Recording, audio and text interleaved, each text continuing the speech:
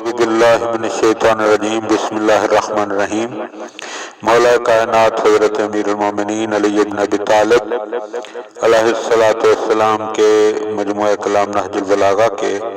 پہلے باب کا خطبہ نمبر 73 ومن کلام اللہ علیہ السلام، آپ علیہ السلام کے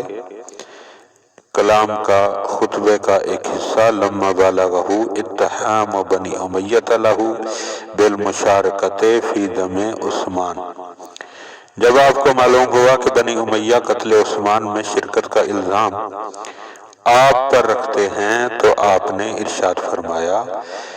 اولم ینہا امیۃ علمھا بی ان کرنی او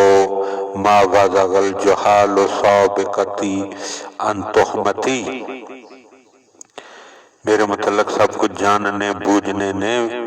بنی امیہ کو مجھ پر جھوٹ باندھنے سے باز نہیں رکھا، اور نہ میری سبقت ایمانی اور دیرینہ اسلامی خدمات نے ان جاہلوں کو الزام اور اتہام لگانے سے روکا۔ وَأَذَهُمُ اللَّهُ بِهِ أَبْلَغُ مِن لِسَانِي أَنَا حَجِیجُ الْمَارِکِینَ وَخَصِیمُ الْمُرْتَبِینَ، اور جو اللہ نے کذب و افتراء کے متعلق